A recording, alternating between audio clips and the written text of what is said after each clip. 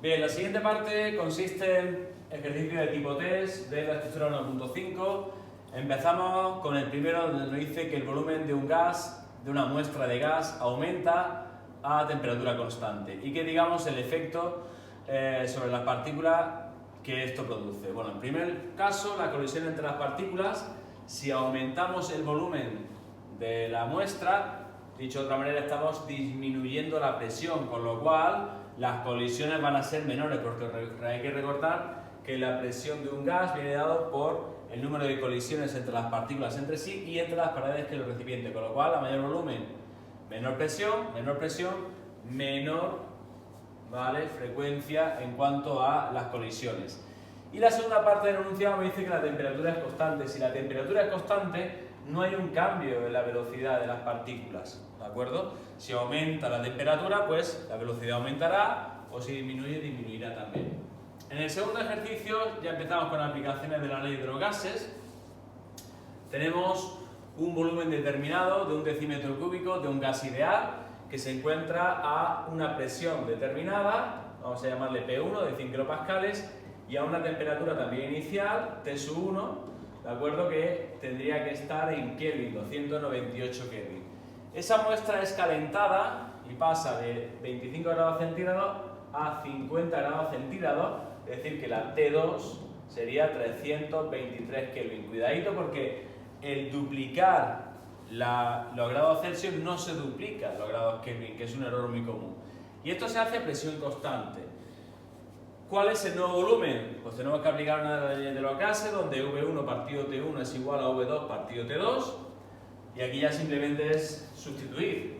V1 me está diciendo que es 1 decímetro cúbico, T1 298, T2 323, V2 es lo que queramos despejar, 323 entre 298, ya que este pasa aquí, ¿de acuerdo? Y al final tenemos un volumen de 1,1. En el tercer ejercicio seguimos aplicando leyes de los gases. Me pregunta a temperatura constante, ¿vale? ¿Cuál es el volumen de un gas cuando la presión sobre un determinado volumen de 80 centímetros cúbicos, este sería el volumen inicial, cambia de 300 kilopascales, esta sería la presión inicial, a 150 kilopascales, que sería la presión final? Aquí es la ley de Boyle, P1 por V1 es igual a P2 por V2, P1 sería la presión inicial, V1 el volumen inicial, P2 la presión final, y aquí despejaríamos V2, ¿de acuerdo? Aquí no haría falta incluso aplicar matemáticas, porque aquí realmente, como la presión y el volumen son inversamente proporcionales, ¿qué estamos haciéndole a la presión? La estamos disminuyendo a la mitad. Si la presión se disminuye a la mitad, el volumen estaría aumentando el doble, con lo cual pasaría de 80 a 160 centímetros cúbicos. Siguiente aplicación también de la ley de los gases. En este caso tenemos presión constante, ¿de acuerdo? Y nos dice que el volumen de una muestra de un gas medido a 27 grados centígrados, estos 27 grados centígrados tendrían que ser pasados a Kelvin, serían 300 Kelvin, sería la temperatura inicial. Pues el volumen de una muestra a 300 Kelvin es de 5 decímetros cúbicos, y me preguntan cuál sería la temperatura si el volumen se reduce a la misma presión, ¿de acuerdo? Pasamos a un volumen final de 4 decímetros cúbicos. En este caso aquí tenemos que utilizar V1 partido T1 igual a V2 partido T2. V1 sería el volumen inicial, T1 300 Kelvin, V2 el volumen final, T2 es lo que vamos a despejar. Y al despejar T2, muchísimo cuidado, porque T2, este pasa aquí multiplicando, ¿de acuerdo? Este pasa aquí y este pasa aquí, es decir, T2 sería 4 por 300 partido 5. Tenemos una temperatura final de 240 Kelvin, pero los resultados están todos en grados centígrados, así que a esto habría que quitarle 273 para llegar a la correcta, menos 33 grados centígrados. En la siguiente nos dice que identifiquemos cuál es la gráfica que relaciona volumen frente a presión. Volumen y presión son inversamente proporcionales, ¿de acuerdo? Entonces, al ser inversamente proporcionales, pues tendremos este tipo de gráfica, ¿de acuerdo? Este podría ser válido si esto fuese la inversa de la presión. 6, empezamos con ejercicios tipo test de ley de los gases. Dice que por qué el nitrógeno, el gas nitrógeno, se desvía de la ley de los gases ideales a altas presiones. Bueno, es una de las premisas. El nitrógeno, como es un gas, pues una de las cosas que hace que se desvíe de esa teoría del gas ideal es que las moléculas, en este caso el nitrógeno, pues tienen un volumen finito. ¿De acuerdo? Esto es muy típico de examen.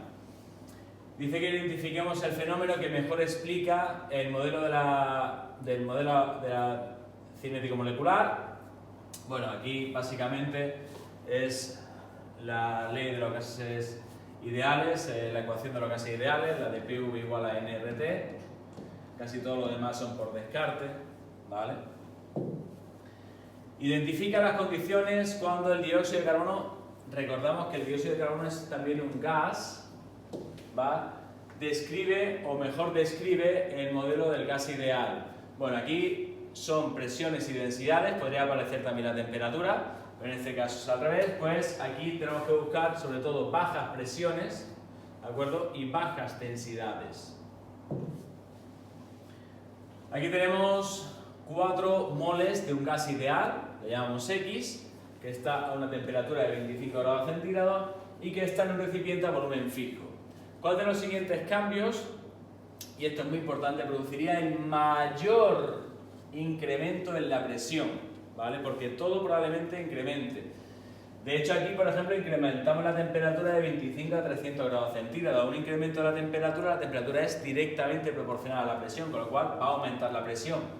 Aquí estamos seleccionando moles de gas. Si aumentamos moles de gas, aumentará también el número de partículas y, consecuentemente, el número de colisiones entre ellas y aumentará también la presión.